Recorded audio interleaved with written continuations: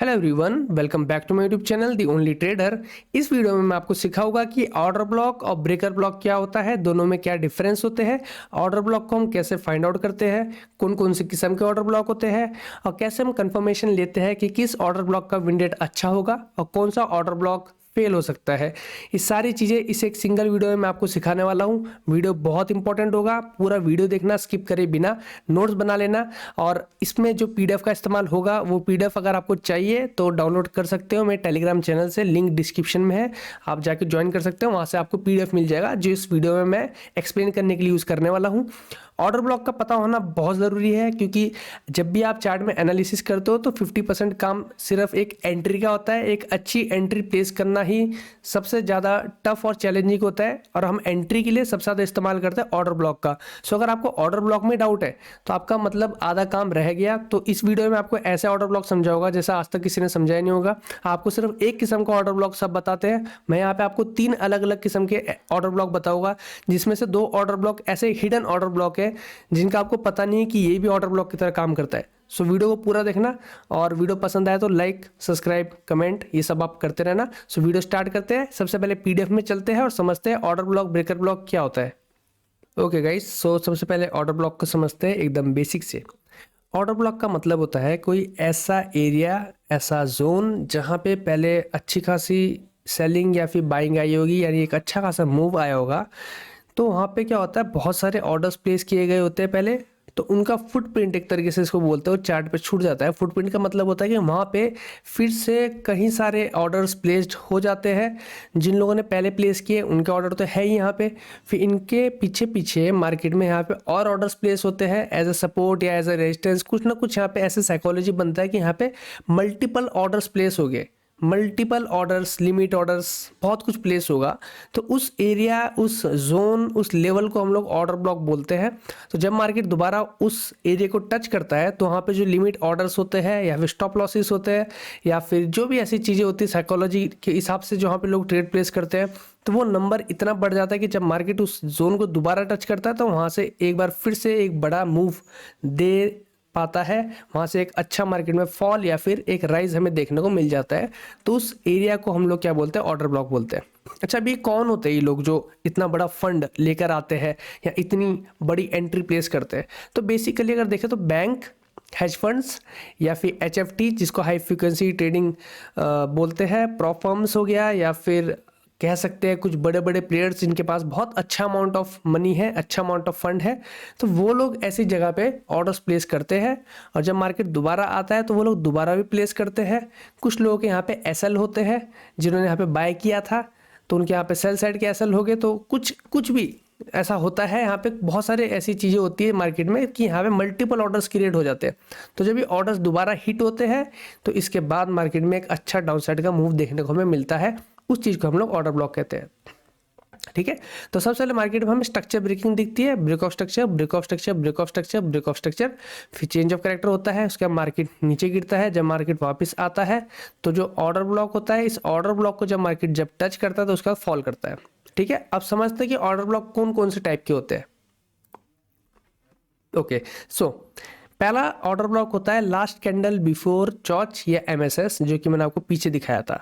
यानी जैसे ही last candle है, यहाँ से नीचे फॉल कर गया था मार्केट, यहाँ पे चेंज ऑफ कैरेक्टर हुआ, इसके बाद नीचे गिर गया मार्केट। तो जो लास्ट कैंडल है यहाँ पे, ये चॉच होने से पहले, या हो सकता है यहाँ पे एमएसएस हुआ हो, ये तो चेंज ऑफ कैरेक्टर है, लेकिन अगर यहाँ पे एमएसएस हुआ होता तो भी इसके पहले की जो लास्ट कैंडल होती है, इस कैंडल को हम लोग बोलते हैं ऑर्डर ब्लॉक। तो जब मार्केट यहाँ पे वापस आता है, इसको टच करता है, तो उसके बाद एक डाउन साइड का मूव हम फिर से एक्सपेक्ट कर सकते हैं। ठीक है, दूसरा ऑर्डर ब्लॉक, ये दोनों ऑर्डर ब्लॉक के बारे में आपको जानना चाहिए, इनके बारे में ज़्यादातर लोगों को पता नहीं होता है। सो दूसरा ऑर्डर ब्लॉक होता है big sweep candle before same to same CHoCH या MSS. Big sweep candle before CHoCH या एमएसएस, यानी सेम चीज़ है, चॉच या एमएसएस होने से पहले अगर ऐसी कैंडल आई है, एक बड़ी स्वीप कैंडल आई जिसने पीछे की सारी लिक्विडिटी स्वीप की है, इतनी बड़ी कैंडल आई हो जिसकी वीक बहुत बड़ी हो, तो ये कैंडल भी ऑर्डर ब्लॉक का काम करती है मैक्सिमम टाइम। इसका विन रेट इससे कम होता है, लेकिन विन रेट होता है। अगर आप 1:3 पे ट्रेड करते हो तो आप प्रॉफिटेबल होते हो, इतना विन रेट इसका है। हमेशा याद रखना यहाँ पे भी पीछे चेंज ऑफ करेक्टर या फिर MSS होना ज़रूरी है, उसके बाद इस कैंडल का आना ज़रूरी है। ये पीछे सारी लिक्विडिटी ले लेती है, तब जब मार्केट आगे जाके इसको दोबारा टच करेगा तो यहाँ से हम बाइंग साइड की ट्रेड को प्लेस कर सकते हैं।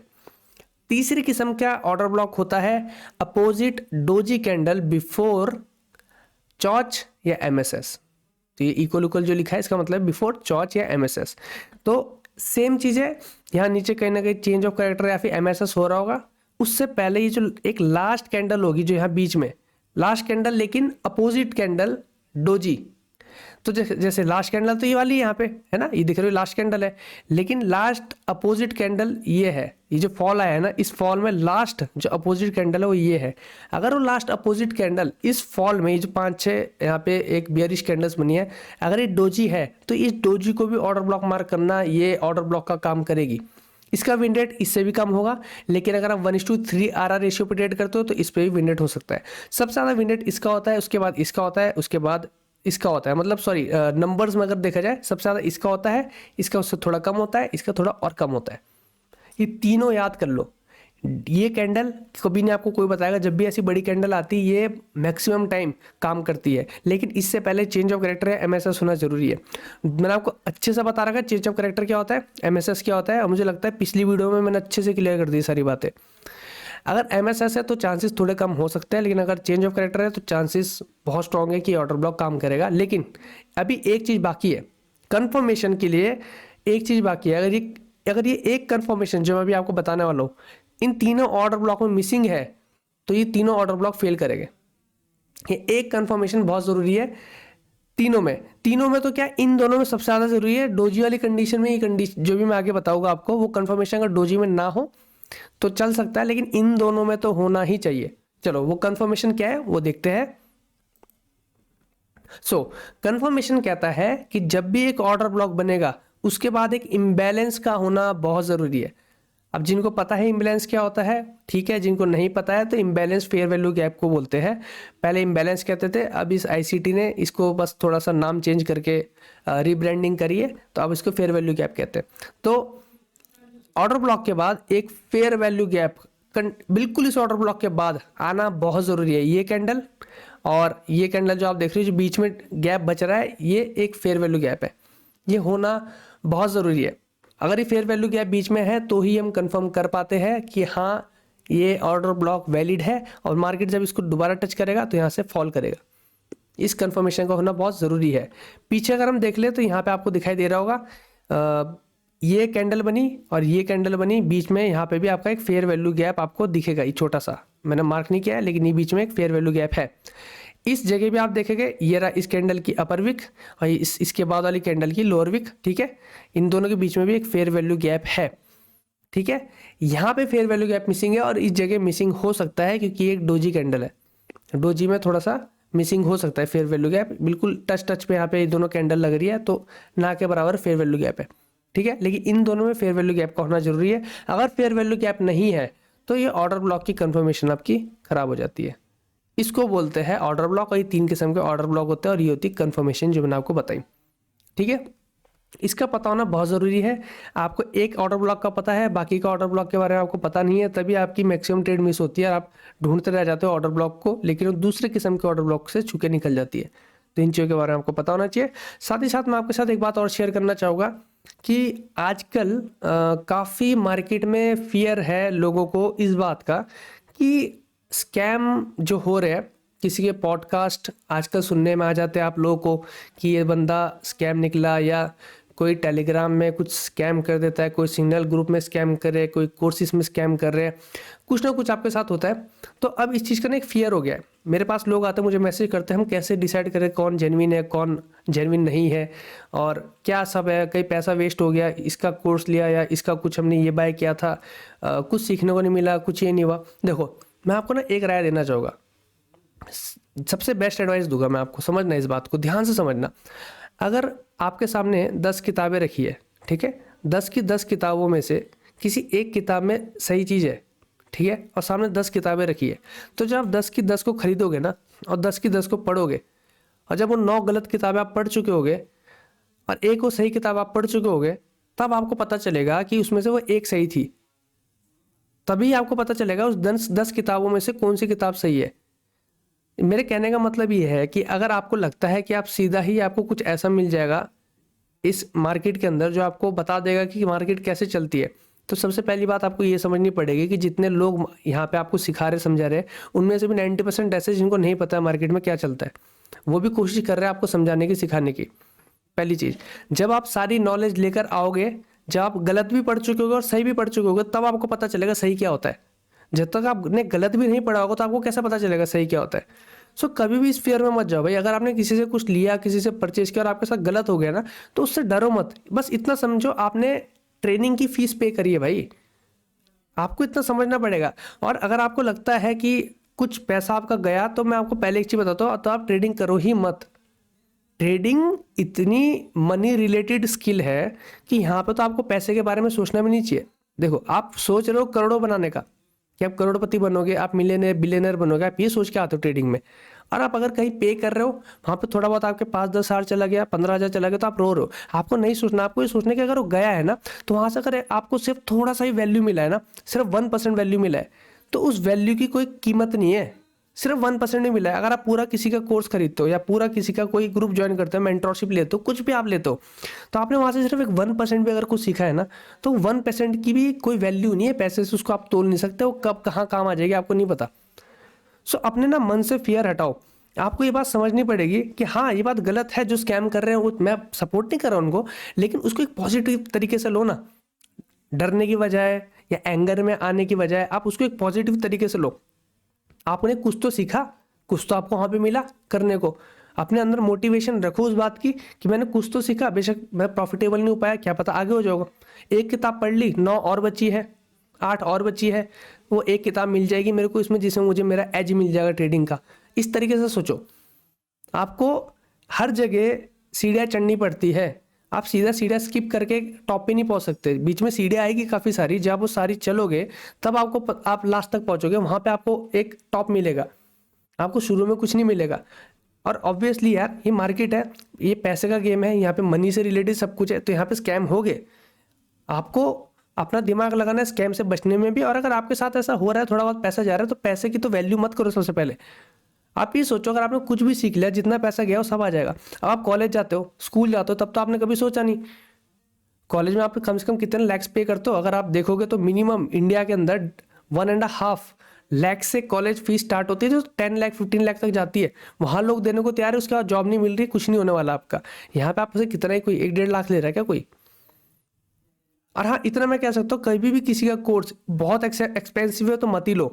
क्योंकि एक बहुत ज़्यादा एक्सपेंसिव कोर्स वाला बंदा और एक सस्ता कोर्स वाला बंदा सेम ही चीज़ें बता रहा है आपको यार, सेम ही चीज़ें बता रहा है।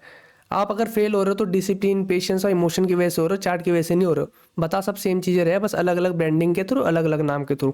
आपको डिसाइड करना पड़ेगा, कुछ एक चूज़ करना और उस पर स्टिक होना पड़ता है आपको। हाँ, जब कॉलेज जाते हो, स्कूल जाते हो, वहाँ पे आपको ऐसी ही चीज़ें सिखाता है, आप जिंदगी भर अपनी फीस देते हो, उससे आपको कुछ काम नहीं आता। और यहाँ पे आप सोचते हो कि मैंने कुछ किसी से बाय किया और मैं प्रॉफिटेबल नहीं हो पाया। तो सबसे पहले आपको एक चीज़ बता दो, आप 100 कोर्स बाय करोगे, आप तब भी प्रॉफिटेबल नहीं होने वाले। आप प्रॉफिटेबल तभी होगे जब आप अपने आप को मास्टर करोगे, अपने इमोशन पे मास्टर करोगे।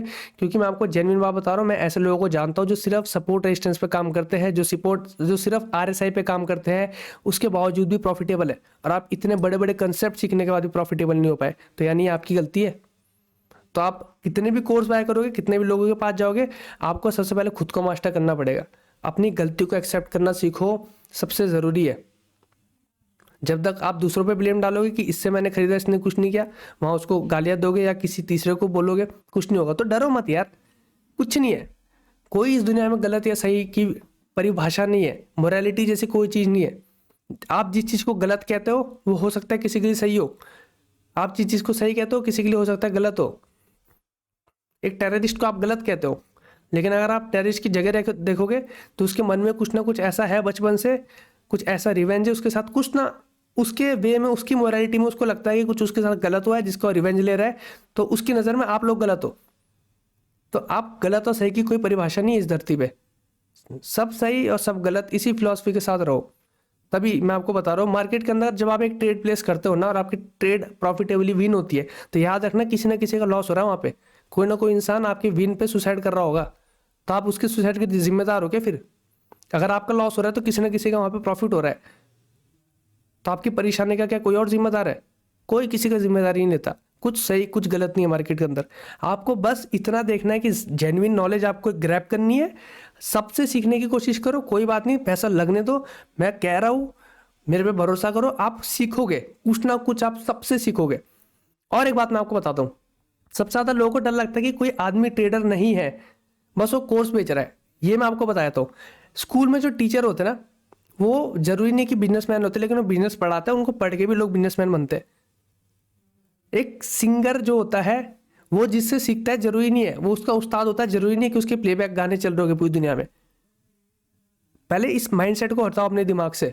आप जिससे ड्राइविंग सीखते हो, जरूरी नहीं कि वो फार्मूला 1 रेसर हो, लेकिन उसको ड्राइविंग आती है थोड़ी बहुत, लेकिन आप वहां से स्टार्ट करते हो, लेकिन आप फार्मूला 1 रेसर बन जाते हो। तो इस माइंडसेट को छोड़ो। अगर किसी के पास चार्ट की नॉलेज है ना, और कोई आदमी ट्रेडर नहीं है, तो हो सकता है उसका डिसिप्लिन, उसका पेशेंस है, उसकी इमोशन है, उसकी कुछ ऐसी कंडीशन रही हो फैमिली में या कुछ भी कि प्रॉफिटेबल ना बन पाए अपनी जिंदगी में, लेकिन उसमें चार्ट में उस इंसान में ने इतना टाइम दिया हो कि उसको इतनी नॉलेज है कि वो आपको जरूर कुछ चार्ट के बारे में सिखा सकता है, जो आप अगर फॉलो करो डिसिप्लिन और पेशेंस के साथ, तो आप प्रॉफिटेबल हो जाओगे। इस बात को समझो, सबको रिस्पेक्ट पे करो। बहुत नेगेटिविटी है इस मार्केट के अंदर, जब हम नेगेटिविटी खत्म करेंगे ना, तभी हम लोग आगे ग्रो करेंगे सब। जब हम नेगेटिविटी से दूर हटेंगे तभी हम आगे ग्रो करेंगे सब के सब। इस ट्रेडिंग फील्ड के अंदर, कैरियर के अंदर सबको एक दूसरे का साथ देने की जरूरत है, एक दूसरे को बदनाम करने की जरूरत नहीं है। और छोटे मोटे स्कैम, छोटी मोटी चीजें कब स्कैम नहीं हुए भाई? कितने बड़े बड़े स्कैम हुए हमारे देश में, पूरी दुनिया में कहाँ कहाँ नहीं स्कैम होते। गलत करने वाले तो हर जगह है ना, उनकी नज़र में वो चीज़ सही है, लेकिन आप थोड़े से अक्लमंद बन जाओ, जेन्युइन चीज़ें देखो, जेन्युइन चीज़ें खरीदो, पहले समझो इंसान कैसा है, उसको परखो, किसी के फैन मत बनो बस। और फिर जो मिलता है उस पर प्रैक्टिस करते रहो, आप ग्रो करोगे 100%। यही एक सच है, ठीक है। सो ये बात बतानी बहुत जरूरी थी। चलो, मैंने आपको ब्रेकर ब्लॉक के बारे में बताया, तो ऑर्डर ब्लॉक मैंने आपको समझा दिया, ब्रेकर ब्लॉक का समझते हैं, ठीक है। ब्रेकर ब्लॉक क्या होता है? जब भी कोई ऑर्डर ब्लॉक फेल होता है ना, याद रखना, यहाँ पे मार्केट को उसको टच करके गिरना था, लेकिन ये फेल हो गया। तो जब भी कोई ऑर्डर ब्लॉक फेल होता है और मार्केट दोबारा उस ऑर्डर ब्लॉक पे आता है वापिस, तो उसको मार्केट टच करके एक अप साइड का मूव दे सकता है, डाउन साइड का मूव दे सकता है, डिपेंड करता है क्या स्ट्रक्चर है मार्केट का, बाइंग साइड या सेल साइड का। ये ऑर्डर ब्लॉक था यहाँ पे, ठीक है। मार्केट नीचे गिरा और यहाँ से वापस ऊपर गया, उस ऑर्डर ब्लॉक को रिस्पेक्ट नहीं किया, दोबारा यहाँ पे आएगा और फिर ऊपर निकल जाएगा। इसको बोलते हैं एक ब्रेकर ब्लॉक। अब ब्रेकर ब्लॉक में भी कंफर्मेशन कैसे ली जाए कि कौन सा स्ट्रांग है और कौन सा वीक है। ये जो ब्रेकर ब्लॉक है, इसको प्रॉपर इनवैलिड कह सकते हो आप, इसको वीक तो छोड़ो, इनवैलिड ही कह दो। ये एक जेन्युइन ऑर्डर ब्लॉक है। क्यों order block, sorry breaker block है? क्योंकि कोई भी ब्रेकर ब्लॉक है, जब तक उसने प्रीवियस लो को ब्रेक नहीं किया डाउन साइड, यानी यहाँ पे अगर चॉच ना हुआ हो या एमएसएस ना हुआ हो, तो ये ऑर्डर ब्लॉक फेल हो जाता है, तभी ब्रेकर ब्लॉक भी काम नहीं करता। यहाँ पे जब मैंने आपको बताया ना पीछे की नीचे चॉच होने या एमएसएस होना जरूरी है, तभी वो ऑर्डर ब्लॉक या ब्रेकर ब्लॉक जो भी होगा वैलिड होगा। मैंने पीछे ये बताया आपको ये चीज। तो सेम चीज है, जब यहाँ पे चॉच हो गया, अब मार्केट ऊपर आके इसको फेल कर देता है, तो अब जब वापस आएगा तो ये काम करेगा और यहाँ से बाइंग साइड के आप ट्रेड ले सकते हो। यहाँ चॉच होना जरूरी है, यहाँ पे चॉच नहीं हुआ था, इस लो ने प्रीवियस लो को ब्रेक नहीं किया था। अच्छा, लॉजिक तक लेके जाता हूँ आपको, डीप लॉजिक तक लेके जाता हूँ, इसको समझो, इसका रीजन क्या होता है। अभी मार्केट ऊपर गया, नीचे आएगा और यहाँ से ऊपर जाएगा, ये आप लोग सोच रहे हो, पर ये फेल हो सकता है क्योंकि इसके नीचे लिक्विडिटी है, इस लो के नीचे, और इस लो के नीचे लिक्विडिटी है। डबल लो के नीचे लिक्विडिटी, यानी लिक्विडिटी ज़्यादा है। तो मार्केट यहाँ हो सकता है जब यहाँ तक आ जाए तो और थोड़ा नीचे आ जाए और इस दोनों लो की लिक्विडिटी लेने के बाद ऊपर जाए, तो ये ब्रेकर ब्लॉक फेल हो गया। इसने क्या किया, प्रीवियस लिक्विडिटी को स्वीप कर दिया, है ना, और अब जो लिक्विडिटी है वो इसके नीचे है, यानी सिर्फ सिंगल स्विंग के नीचे लिक्विडिटी है। मैंने आपको बोला जब मल्टीपल स्विंग होते हैं तो लिक्विडिटी ज़्यादा होती है, जब सिंगल स्विंग होता है या सिंगल लो आपको दिखाई देता है तो वहाँ पे लिक्विडिटी कम होती है। तो इसके नीचे ही थोड़ी सी लिक्विडिटी होगी, और इतना ऊपर मार्केट निकल चुका है तो बहुत ज़्यादा डिस्टेंस भी आ गया यहाँ पे। ये लो नज़दीक था इसके लिए, इसको टच करेगा, फिर और नीचे आ जाएगा, फिर इसको टच करेगा, लेकिन ये लो पहले ही दूर पड़ रहा है, तो यहाँ तक मार्केट आएगा ही नहीं। यहाँ पे ये वैलिड रहेगा, ये काम करेगा और ऊपर निकल जाएगा। बड़ी डिटेल में मैंने आपको चीज़ समझाई है, इसको ब्रेकर ब्लॉक बोलते हैं। तो चलो अब इन सबको चार्ट में एग्जांपल देखते हैं जरा।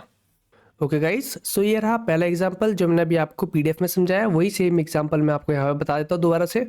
मार्केट का स्ट्रक्चर देखो, सबसे पहले नीचे से मार्केट अपसाइड के ट्रेंड में है, ठीक है।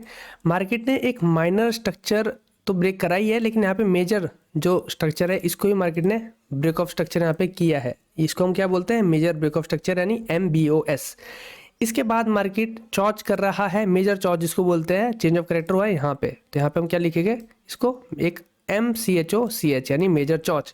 अब मेजर और माइनर क्या होता है, मैंने इस पे वीडियो बना रखा है, मेरी वीडियोस जाके देखो जल्दी से, सारी वीडियोस मैंने समझा रखी है, ठीक है। इसके अंदर माइनर स्ट्रक्चर होता है। माइनर स्ट्रक्चर को समझते हैं। माइनर स्ट्रक्चर में यहाँ पे ब्रेक ऑफ स्ट्रक्चर हो रहा था, ब्रेक ऑफ स्ट्रक्चर हो रहा था, break of structure, break of structure, यहाँ पे चेंज ऑफ करेक्टर हो गया।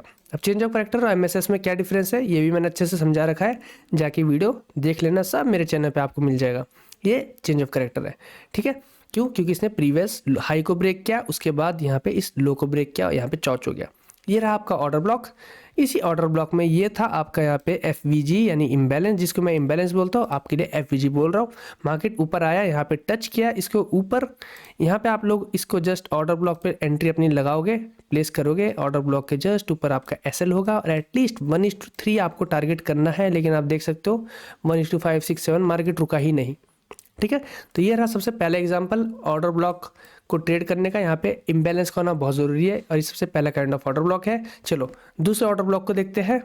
ओके गाइस, सो ये रहा दूसरा ऑर्डर ब्लॉक। इस ऑर्डर ब्लॉक में आपको देखना है कि सबसे पहले मार्केट यहाँ से डाउन ट्रेंड में है। डाउन ट्रेंड में मार्केट आने के बाद ये यहाँ पे आपके सामने लो देता है, ठीक है, ये लो आपके सामने है। इसके बाद मार्केट क्या करता है, इस लो तक आता है, लेकिन इस लो को ब्रेक करे बिना एक MSS कर देता है, यानी मार्केट स्ट्रक्चर शिफ्ट कर देता है। ये रहा एक छोटा सा हाई, ये हाई यहाँ पे ब्रेक हो चुका है, यहाँ पे MSS हुआ है। ये चेंज ऑफ करेक्टर नहीं है, ये है एक MSS, और ये मैंने बता रखा है क्यों, क्योंकि इसने प्रीवियस लो को ब्रेक नहीं किया था, इसलिए ये एक MSS है, ठीक है। इस MSS को मार्केट, इस MSS से पहले मार्केट ने यहाँ पे क्या किया था, ये एक बड़ी स्वीप कैंडल दी थी जिसने पूरी लिक्विडिटी स्वीप की थी, और उसके बाद मार्केट यहाँ से इसको ब्रेक कर देता है MSS को। तो ये जो यहाँ पे कैंडल है, इस कैंडल को आप मार्क करोगे एज एन ऑर्डर ब्लॉक, ठीक है। और जब मार्केट इस पर दोबारा आएगा तो यहाँ पे आप एक एंट्री प्लेस करोगे, ठीक है। लेकिन एक चीज़ याद रखना, हर चीज़ बराबर होती है। अगर यहाँ पे इतना बड़ा SL बन रहा है तो 1:3 भी इसी के हिसाब से होना चाहिए, तभी आपका मैनेजमेंट होगा इजीली रिस्क का, ठीक है। 1:3 और ये ट्रेड इजीली यहाँ पे विन हो जाएगी, ठीक है। ये रहा दूसरा एग्जांपल। अब चलते हैं तीसरे एग्जांपल की तरफ। ओके गाइस, सो ये रहा आपका तीसरा एग्जांपल। यहाँ पे आपको देखना है मार्केट नीचे से एक अप ट्रेंड में था, ठीक है। ब्रेक ऑफ स्ट्रक्चर्स करते करते मार्केट अप साइड जा रहा था। अब यहाँ पे क्या हो गया, मार्केट ने एक चेंज ऑफ करेक्टर कर दिया, इसको यहाँ पे मार्केट ने डाउन साइड यहाँ पे ब्रेक कर दिया। तो इस चेंज ऑफ करेक्टर में, इसको पहले मैं लिख लेता हूँ CHOCH, ठीक है। इस चेंज ऑफ करेक्टर में मार्केट में जो डोजी कैंडल है वो यहाँ पे आपको दिख रही होगी। सबसे पहले तो आप इसको मार्क कर लो, ये तो आपका है ही ऑर्डर ब्लॉक जो लास्ट कैंडल है बिफोर द फॉल, लेकिन यहाँ पे डोजी भी बन गई है, तो ये डोजी को आप पहले मार्क करो। मार्केट हो सकता है ऊपर तक ना जाए, लेकिन इसको टच करके गिरे ही गिरे। तो अगर आप ध्यान से देखोगे मार्केट ने जस्ट इसको ही टच किया है, जितना ही देखोगे ना बिल्कुल टच करते यहीं से फॉल किया है, जो कि प्रूफ है कि ये इसकी वजह से ही हुआ है। ये जो डोजी कैंडल मैंने आपको बताई थी, चौच होना चाहिए, चौच होने से पहले जो एक इसमें एक लास्ट डोजी कैंडल होगी, वो एक ऑर्डर ब्लॉक का काम करती है। सेम लॉजिक रहेगा, यहाँ पे आप लोग ट्रेड को बिल्कुल इसके टच पे प्लेस करोगे।